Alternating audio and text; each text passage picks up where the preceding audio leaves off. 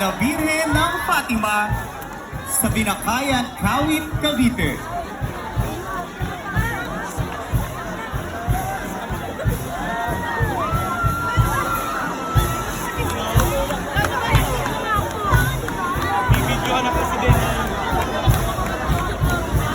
Ngayon ay kapiling po natin ang imahe ng mabuning Birhen ng Fatima mula sa Binakayan, Kawit, Cavite, na kilala sa Taguring Imaga. Noong taong 1966, tinanggap ng kaniyang kabunian, Rufino Cardinal Santos, na nooy Arsobispo ng Maynila, ang mahalagang imahe bilang regalo ni Ginoo at Ginang Eugene Conley ng New York. Sa panahong iyon, ang Arsobispado de Manila ang naging pansamantalang tahanan ng imaheng ito at nang nilais na kagalang-galang Artemio Casas, unang obispo ng Imus, na magtatag ng isang parokya sa Binakayan, Kawit, Cavite. Hangad niyang italaga ito sa mahal na Birhen ng Fatima bilang kanilang patrona. Subalit wala pang imahe noon.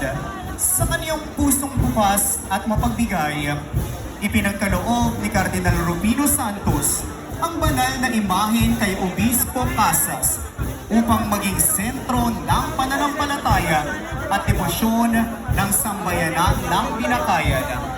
Ang parokya ng Fatima sa Binakayan na ngayon pang-dioceses na dambana, ang kauna-unahang simbahang naitatag ng Dioceses ng Imus matapos itong humiwalay sa Archdiocese ng Maynila noong taong 1961. Mula noon, ang imahe ni Imang na ngayon nasa ating harapan ang naging tanglaw ng pag-asa, lakas ng pananampalataya at bukal ng pagkakaisa para sa mga anak niyang deboto.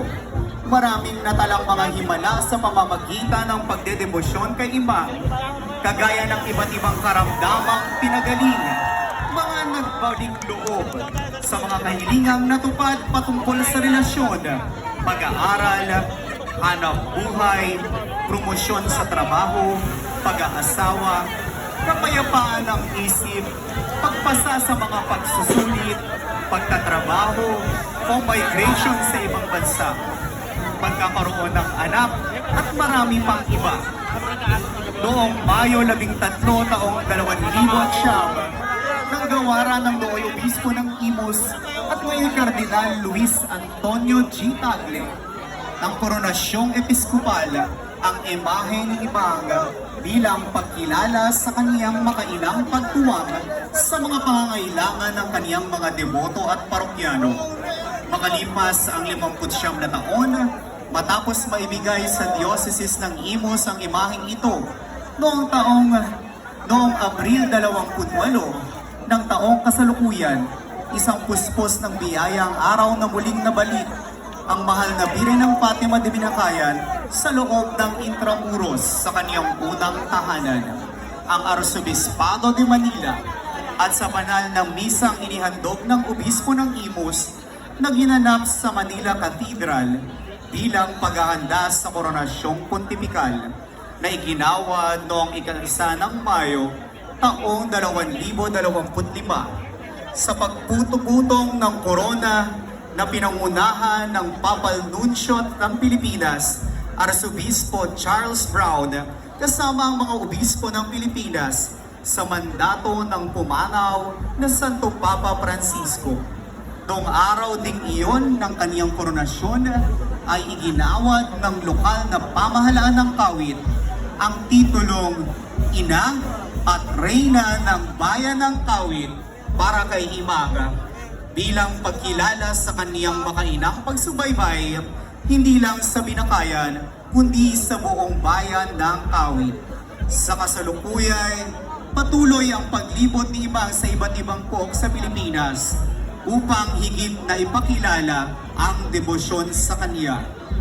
Nuestra Señora de Fatima, ipanalangin mo kami. Kasama po ng andas ng mga Birhen ng Fatima ay ang mga deboto mula po sa Binakayan, Kawit, Cavite, kasama po ang Banda 74. Salamat po sa inyong pagpapaunlak sa pagdadala ng imahe ng mahal na Birhen ng Fatima. Palakpakan po natin ang ating mga kaibigan mula po sa Binakayan Kawit Cavite, dala ang imahe ni Nana Hima.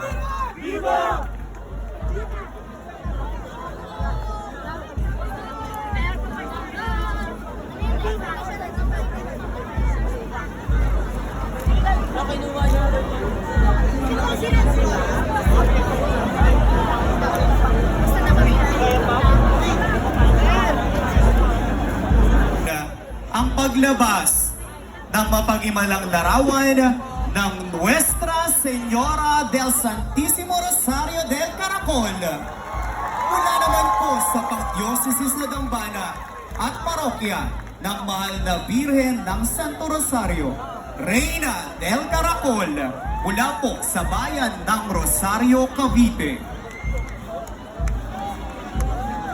Sa loob ng mahigit 2 siglo, ang pinagpipitagan ng larawan ng Nuestra Señora del Santísimo Rosario, Reina del Caracol, ay nananatiling makapangyarihang tanda ng mapagkalingang pag-aaruga ng mahal na ina sa mga mamamayan ng Rosario, Cavite.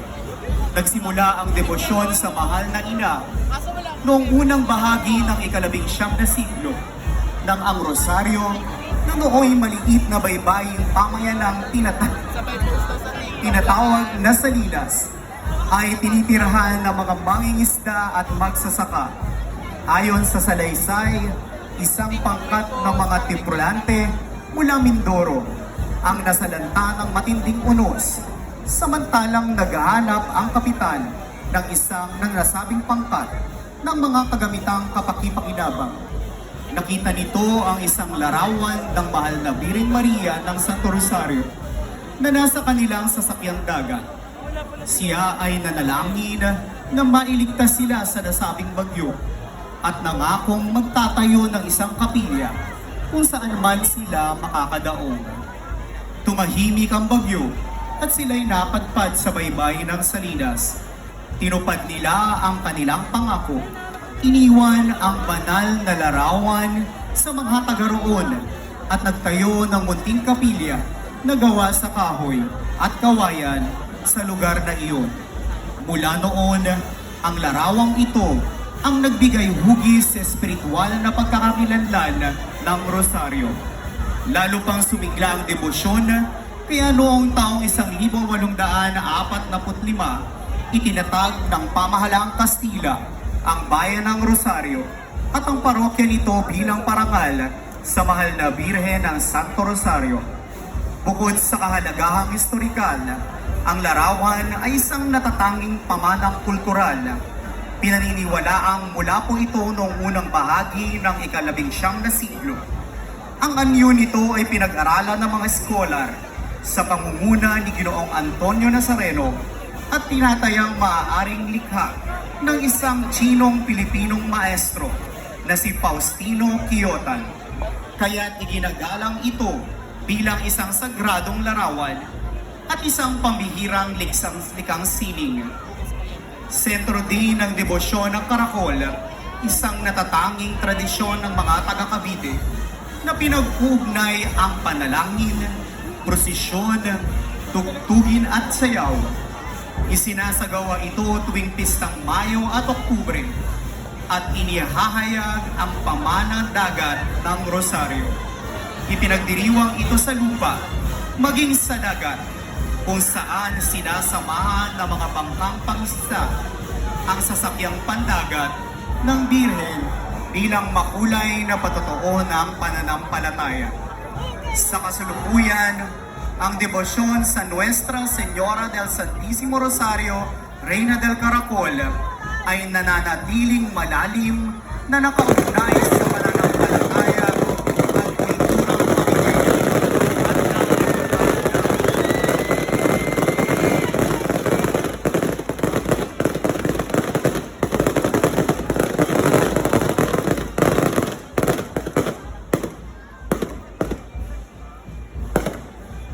isang buhay na patunay ng pananampalatayang nagmula sa taimtim na panalangin ng isang mandaragat, iningatan ng mga salinlahi at buong pagpapakumbabang iniharap sa simbahan bilang pagkilala sa lalim ng katatagan at lawak ng debosyong ito.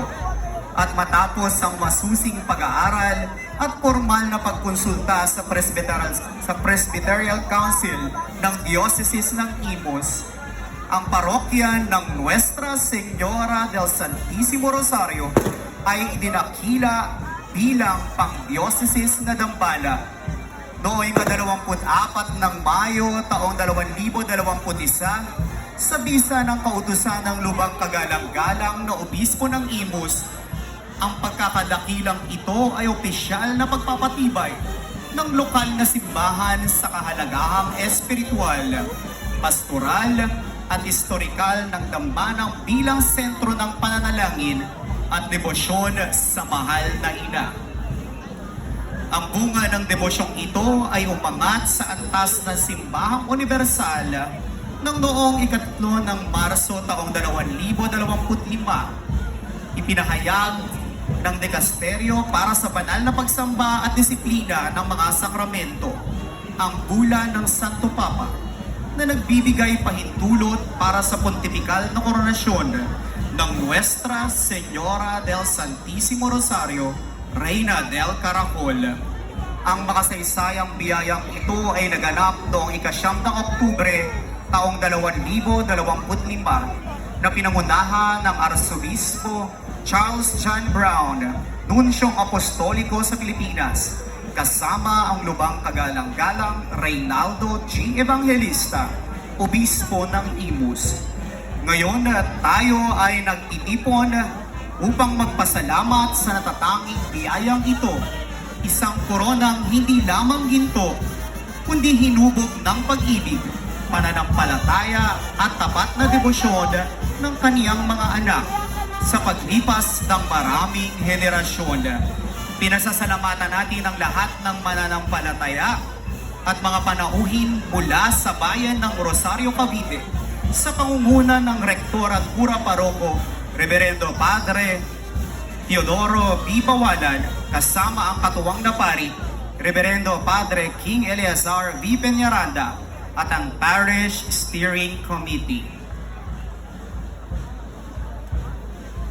Kasama din po ng banal na larawan ng Nuestra Señora del Santísimo Rosario, Reina del Caracol, ang banda St. Patrick. Nuestra Señora del Santísimo Rosario, Reina del Caracol, ipanalangin mo po kami.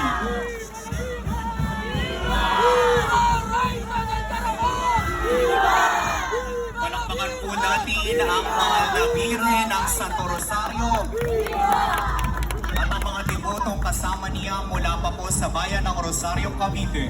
Viva la Virgen! Viva la Virgen! Maraming salamat po sa inyong pakikisa sa ating dakilang pasasalamat ngayong gabi at pagpalain po kayong lahat ng Panginoon sa tulong ng panalangin ng mahal na Birhen ng Santo Rosario.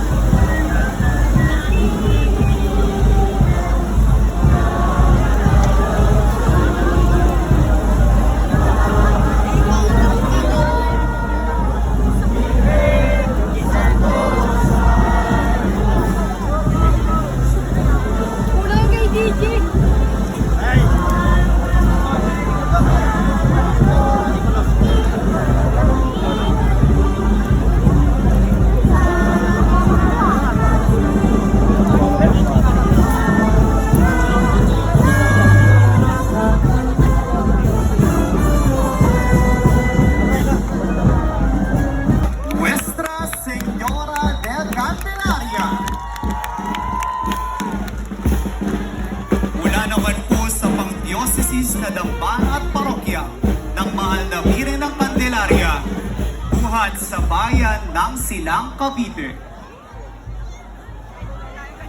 Ang parokya ng Silang ay naitatag noong 3 ng Pebrero taong 1573 sa ilalim ng patronato ni San Diego de Alcala sa pamumuno ni Fray Diego de la Concepcion at Juan de la Cruz.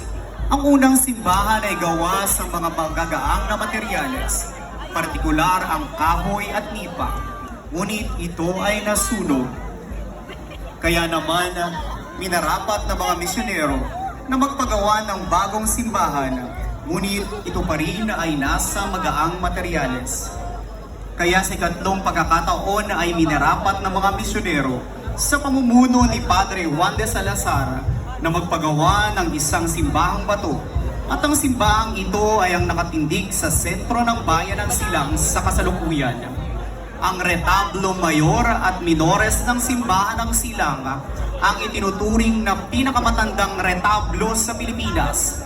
Kaya naman sa labis na pagmamahal ng mga taga-Silang at upang mas mapahalagahan at maalagaan ang katangi-tanging estruktura ng simbahan ng Silang at ang mga marangyang retablo nito, ang simbahan gayon din ang mga retablo ay dinilekara bilang National Cultural Treasure o pambansang yamang pangkalinangan noong taong 2017.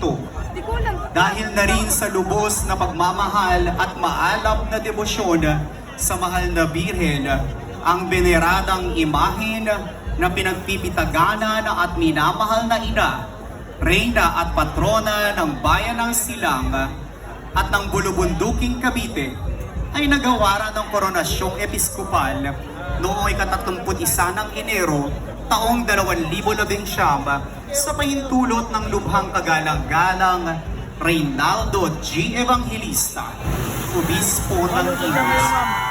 Ang himno opisyal de la Coronasyon, ang Oreyna ng Candelaria, ay mula sa orihinal na titik ni Ginoong Hervin Monzon at nilapatan din ng orihinal na himig ni Ginoong Tani Gasgolan. At mula sa pagiging parokya, ang simbahan ng Silang ay tinaas sa antas ng isang pang-dioceses na dambana sa pahintulot pa rin ng Obispo ng Imus noong ika-4 ng Mayo taong 2021. Sambayanang Caviteño, narito na ang karamay ng mga mahihirap. Ang ating karamay sa panahon ng pagkaligalig at sakuna, ang tanglaw at ilaw ng Bulubunduki ng Cavite, ang mapaghimala at minamahal na ina, reyna at patrona ng bayan ng Silang at ng Bulubunduking Cavite, Nuestra Señora de Candelaria de Silang. Viva la Virgen! Viva! Viva la Madre de Dios! Viva! Viva la Nuestra Señora de Candelaria! Viva! Viva la Reina de Silang! Viva! Ang ating gabi, kung hindi po natin makakapiling ang reyna at patrona ng ating mahal na diocese, kaya't atin pong pasalubungan ng malakas na palakpakan ng pasasalamat, Nuestra Señora del Pilar de Imus Coronada. Mula naman po sa Pag-Dioceses Kadambana ng Mahal na Birhen del Pilar, Katedral ng Imus. Ang debosyon sa Mahal na Birhen del Pilar ng Imus ay nagmula sa bansang Espanya. Taong 40 ang Mahal na Birhen ng mga panahong iyon ay nabubuhay pa. May dumalaw hatid na mga anghel na nakatundong sa isang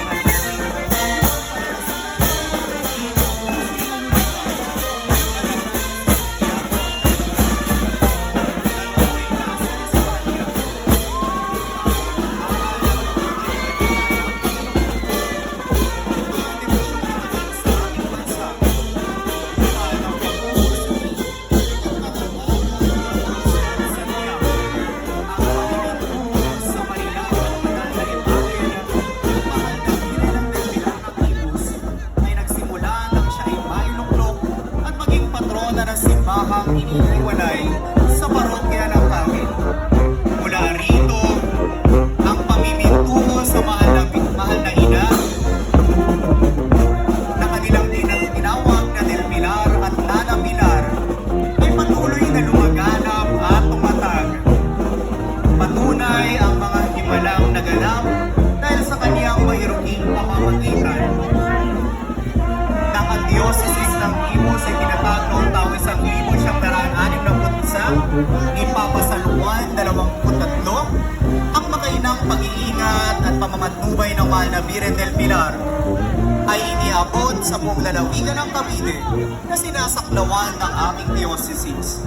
At bilang pagkilala sa iyong mayabong na debosyon at pagbibigay ng pinakamataas na karangalan sa ina ng kaniyang mga minamahal na anak, noong 3 ng Disyembre taong 2012 ay ginawaran ang imahe ng mahal na ina ng koronasyong pontipikal at makalipas ang 8 taon sa kaparehong petsa, ang kaniyang parokya na siya ring katedral ng Imus ay ginawang pang diocese na dambana o diocesan shrine. Namiminto sa kaniya na nagmula pa sa loob at labas ng lungsod ng Imus at ang lalawigan ng Cavite ay aktibong nakikibahagi sa mga gawaing pagdedebosyon tulad ng karambol, prosesyon tuwing unang Sabado ng buwan at pagdalo sa pansapadong pagpintulo.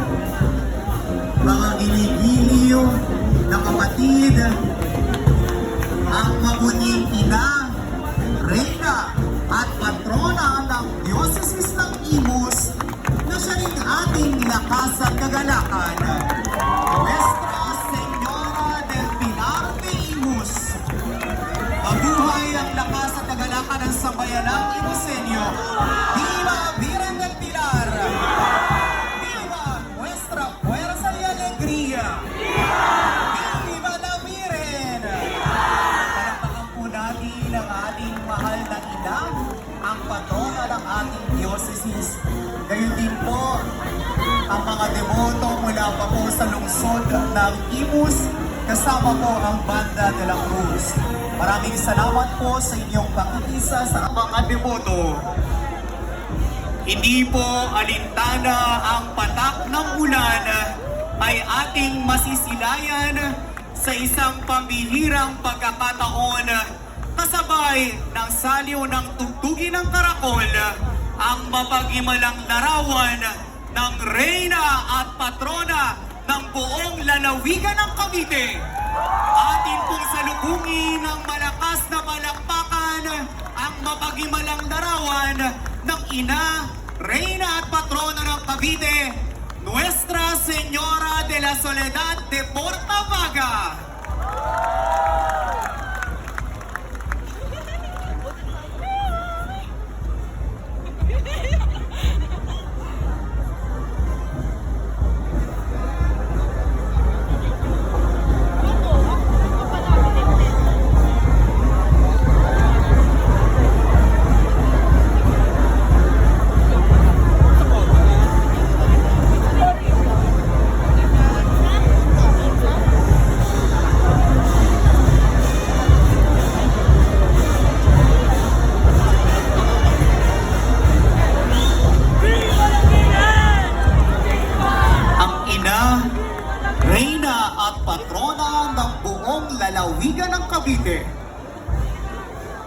Nuestra Señora de la Soledad de Portavaga.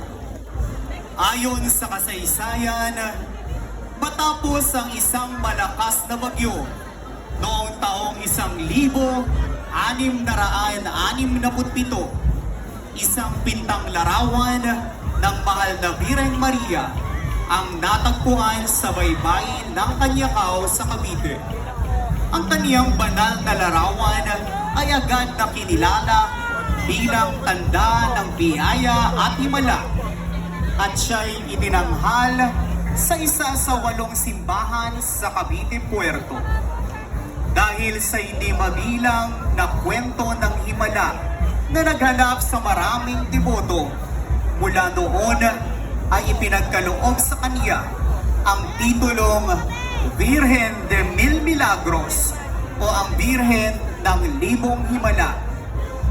Itinuturing rin ang kaniyang banal na larawan bilang bilang ang pinakamatandang pinta ng mahal na Birheng Maria sa Pilipinas na may tiyak na petsa. At ito'y kinilala bilang pambansang yamang pangkalinangan ng Pilipinas o National Cultural Treasure of the Philippines. Ang Himno de la Virgen de la Nuestra Señora de la Soledad de Portabaga o mas kilala sa tawag na Reina de Cavite ay mula naman po sa likhang tula ni Fray Tomas de Andrade at nilapatan ng himig ni Don Julian R. Felipe na siyang naglapat ng himig sa pambansang awit ng Pilipinas. Noong ika-18 ng Nobyembre, taong 2018, ginawaran ang kaniyang banal na larawan ng Koronasyong Pontifikal. Isang natatanging pagkilala na pinagkakaloob ng Santo Papa sa mga titulo ng mahal na Birheng Maria na kinikilala ang pambihirang debosyon at kwento ng mga himala ng Diyos sa pamamagitan ng mahal na ina. Ang kaniyang banal at mapaghimalang larawan ay nakatanghal sa parokya ng San Roque na kinikilala ngayon bilang pang-dioceses na dambana ng mahal na Birhen ng Soledad ng Portabaga sa lungsod ng Cavite. Ipinagdiriwang ang kaniyang dakilang kapistahan tuwing ikalawa at ikatlong linggo ng Nobyembre.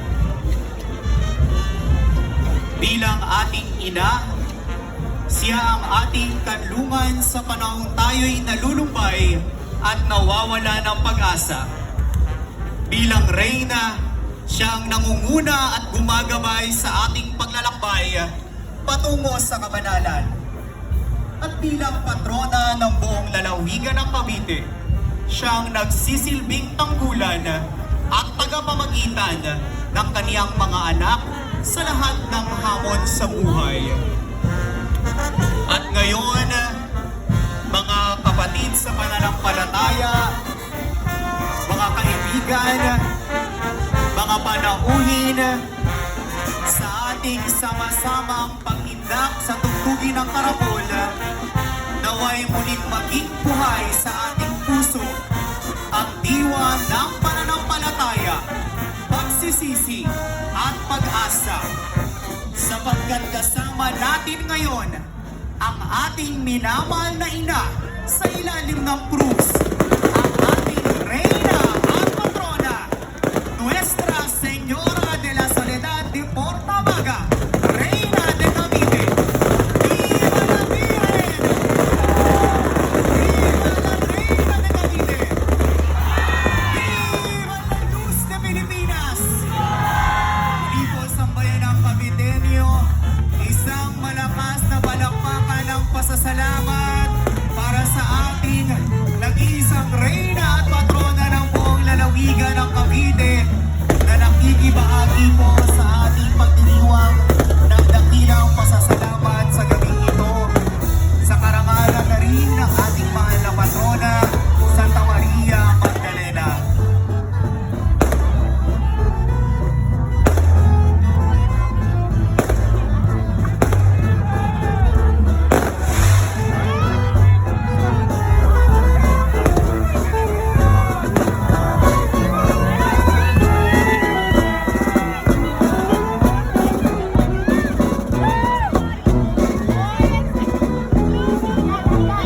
Nais po namin ipaabot ang aming taus-pusong pasasalamat sa Pura Rektor ng Pang-Dioceses na Dambana ng Mahal na Birhen Soledad ng Portabaga, ang Parokya ng San Roque, Reverendo Padre Michael Riuben Crona.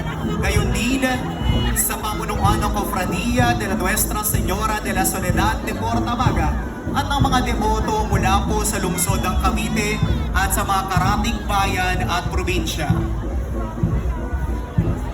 Muli po, ating matutunghayan ngayon sa isang pambihirang pagkakataon sa saliw ng tugtugin ng karakol, ang mapag-imalang larawan ng Reyna ng ating probinsya. probinsya, Nuestra Señora de la Soledad de Portavaga, Reina de Cavite. ¡Viva la Virgen! ¡Viva la Reina de Cavite! ¡Viva la Luz de Pilipinas! Palakpakan po natin ang mahal na Birhen ng Soledad ng Portavaga. Maraming salamat po sa ating mga kaibigan. Mula po sa lungsod ng Cavite. Gayon din ang amin pong pasasalamat sa bandas Santa Maria Magdalena at sa amin pong mga mauhusay na mag-aaral mula po sa pambansang mataas na paaralan ng Cavite. Ang sandaloy, pangkat mananaya, na ngayon po'y nag-aalay ng kanilang tignan sayaw para sa reyna ng ating probinsya. Muli po, maraming salamat sa inyong lahat.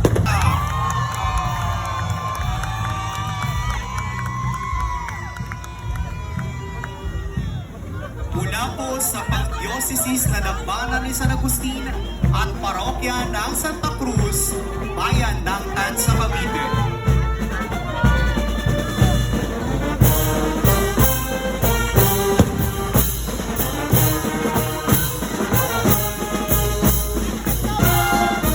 Ang bayan ng Parokya ng Santa Cruz de Buenavista ay nagsimula bilang isang hacienda na nakuha ng mga paring Agustino.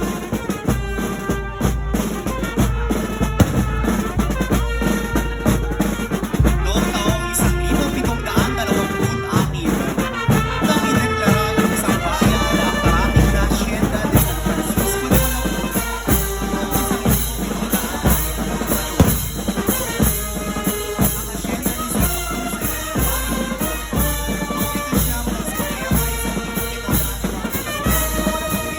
Ang hacienda de San Francisco sa ilalim ng pamamahala ng isang paring sikular.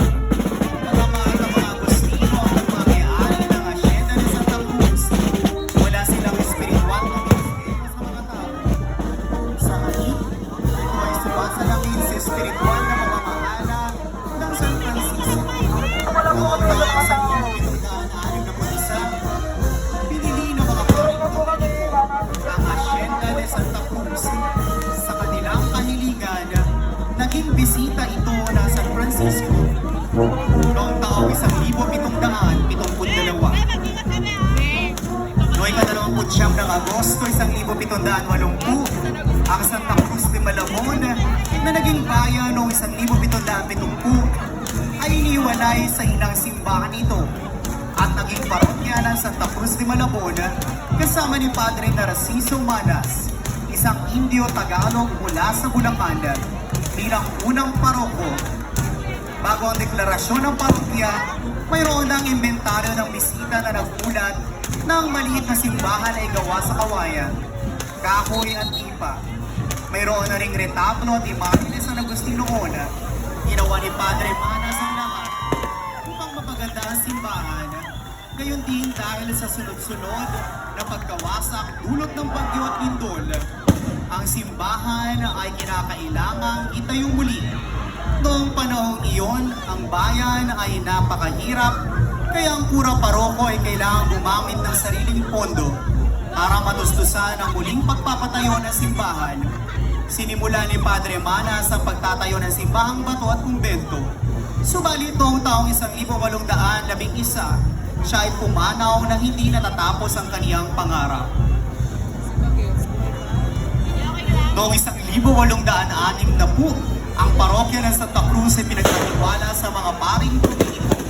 Si Fray Alberto Planas ang naging unang Kastilang Dominiko na kura paroko. Sinimulan niya ang pagtatayo ng kasalukuyang simbahan at kumbentong gawa sa bato at tisa. Pinamahalaan ng mga Dominiko ang parokya at ang hacienda hanggang sa pagsiklap ng ipagsikang Pilipino noong 1876.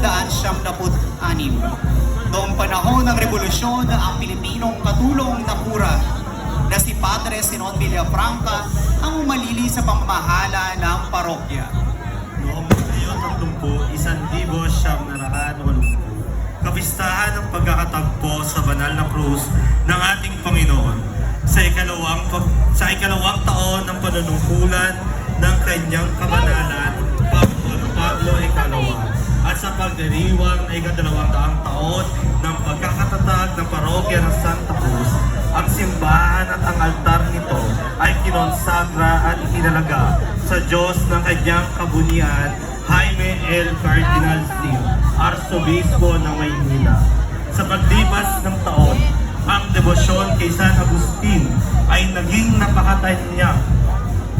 Noong Hulyo 31, 2011, ang nooy obispo ng Imus, lubhang kagalang-galang Luis Antonio G. Tagle, ay ipinahayag si San Agustin bilang pangunahin at opisyal na patron ng parokya, habang ang Santa Cruz ay nananatiling titular ng simbahan.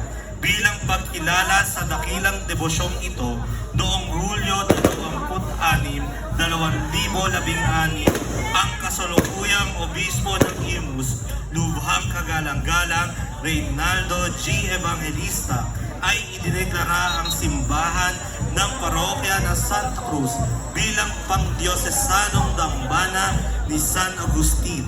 Noong Agosto 24, 2020, idineklara ng pamahalaang lokal ng bansa si San Agustin bilang opisyal na patron ng buong bayan. Ang kapistahan ni San Agustin de Tanza ay ipinagdiriwang tuwing ika-28 ng Agosto. San Agustin de Tanza, Ipanalangin mo kami.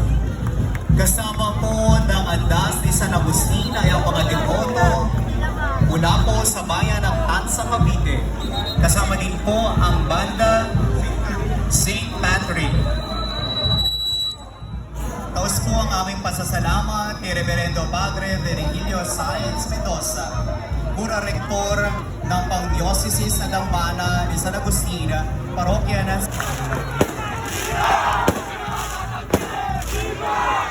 Viva San Agustin! Viva San Agustin! Viva Tatang Steng! Palakpakan po.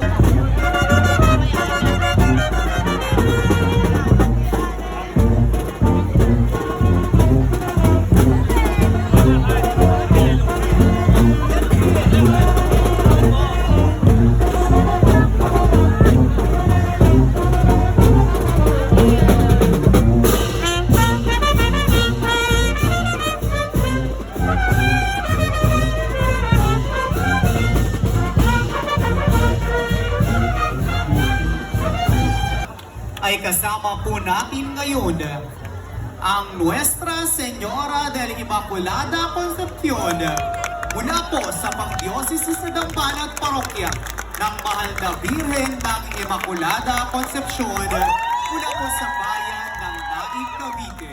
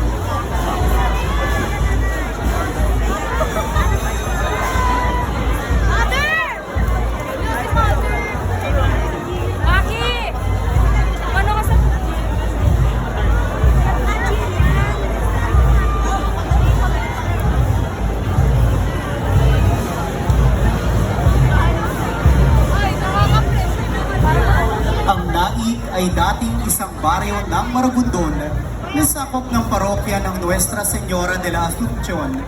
Kalaunan, ito ay naging bahagi ng asyenda ng mga Jesuita at isang bisita sa ilalim ng patronahe ni San Isidro Labrador ang itinatag noong taong 1673. Noong taong 1776, itinatag ng mga Pilipinong sekular na pari ang bayan ng Nain bilang isang ganap at malayang parokya sa ilalim ng patronahe naman ng La Immaculada Concepcion at patrona ng daig hanggang sa kasalukuyan. Isang maliit na simbahang yari sa bato ang natapos noong 1840 sa panahon ng pamumuno ni Padre Modesto de Castro. Itinayo at pinasanayaan noong 1861 ang isang konbento na yari sa bato. Sa kumbentong ito na tinapos ang kaniyang tanyag na nobelang Ang Pagsusulatan ni Urbana at Felisa noong taong 1863. Noong taong 1865, ang parokya ay pinagkatiwala sa mga Dominikong Praile na noong 1830 pa ay nakabili na ng Hacienda de Nai.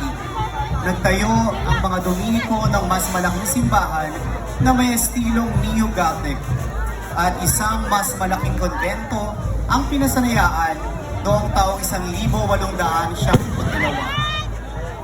Bagyang nasira ang simbahan noong ikalawang digmaang pandaigdig. Ginamit ang kumbento bilang pampublikong paaralan noong panahon ng mga Hapones at bilang pansamantalang ospital noong panahon ng paglaya. Muling itinalaga ang simbahan ni kaniyang kabanalan Ricardo Cardinal Vidal noong ika-17 ng Nobyembre 1976 at inineklara bilang pangdiosesi sa Dambana ng kalinisan paglilihi noong ika-8 ng Disyembre 1976 na Obispo Manuel Sobrelinas. Isinalalim sa pagsasaayos ng kumbento noong 2000 at ito ay pinaspasa ng kagalang-galang Luis Antonio G. Tagle noong ika-16 ng Nobyembre taong 2000. Ang replika ng imahe ng Immaculada Concepcion ay pinagawa at nasa pangangalaga ni Ginoong Rene Deo Vicayas sa pamamatnubay ng kasalukuyang Pura Paroko, Reverendo Padre Alex Melchor Paz. Nuestra Señora de la Immaculada Concepcion.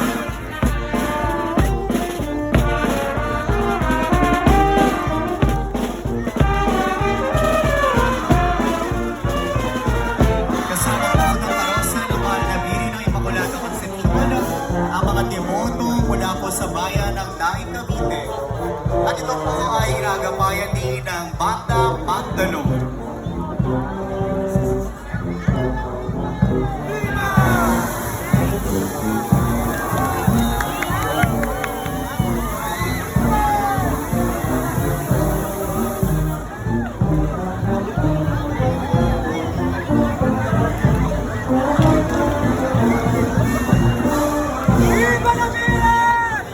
Atin pong palakpakan, Nuestra Señora de la Immaculada Concepcion. Viva la Virgen! Viva la Virgen! Viva Nuestra Señora de la Immaculada Concepcion!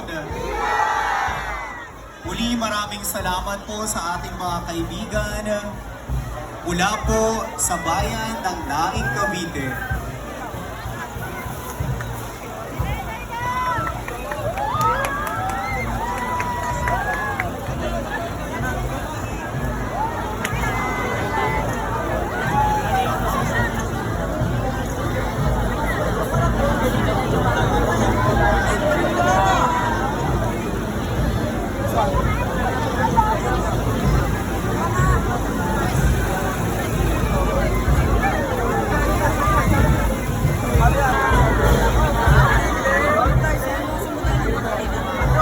Pambigyang kahulugan ang dakilang pasasalamat sa taon ng Jubileo ng Pag-asa. Mga kaibigan, sambayanang Caviteñong namimintuho, tena't magkarakol sa dambana ng ating mahal na paraluman, Santa Maria Magdalena. At sa natatanging sayaw panalangin ay ating pong samahan ang paraluman ng bayan ng Cavite at ang patrona ng Revolusyonaryong Caviteño sa ating pong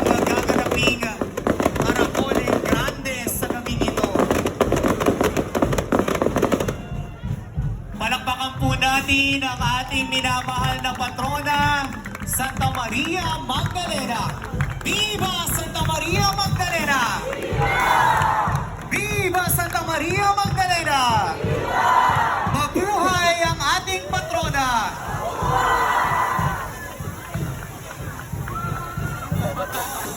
Hindi po ganap ang ating ginaganap ngayon na karakol kung hindi po tayo makikisabay sa saliw ng tugtugin ng karakol. Ang lahat po ay aming inaanyayahan na umindayog sa harap po ng mapag-imala at orinal na imahe ng ating mahal na Pintakasi. Atin pong isasayaw ngayong gabi ang ating pasasalamat at panalangin sa Panginoon.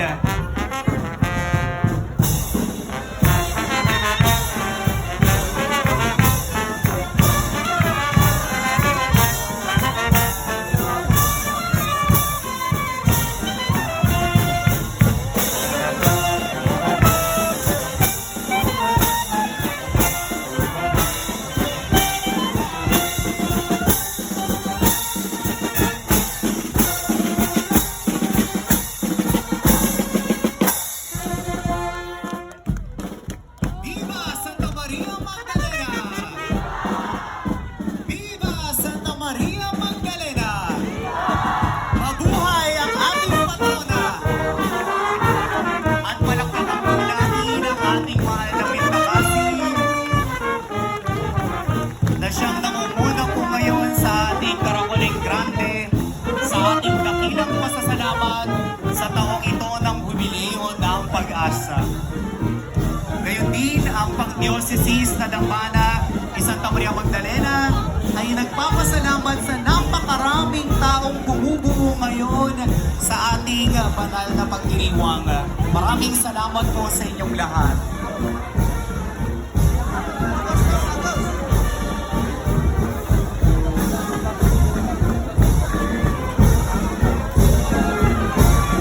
Palakpakan po natin ang ating mahal na patrona, Santa Maria Magdalena.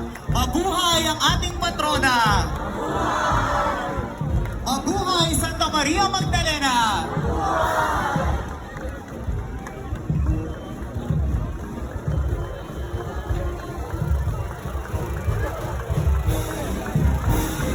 Ngayon ay sigurado po akong natutunghayan na naman ang mga deboto ang napakatamis ng ngiti ng ating mahal na paraluman, at ito ay pagpapahayag lamang na kanyang inalulugdan at ikinasasaya ng kanyang puso ang ating ginaganap na pasasalamat sa gabing ito. Kaya naman bilang ating tanda din ng pasasalamat sa kanya, sama-sama po tayong iindayog sa tugtugin ng karakol kasama ang ating mahal na paraluman. Maraming salamat po sa inyong lahat.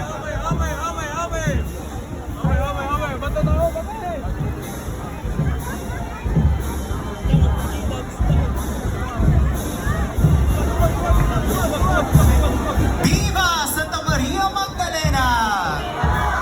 Mabuhay ang ating patrona! Ang lahat po ay aming inaanyayaan ngayon na makibahagi sa ating pong Karakoling Grande sa gabing ito. Maraming salamat po sa inyong pakikiisa.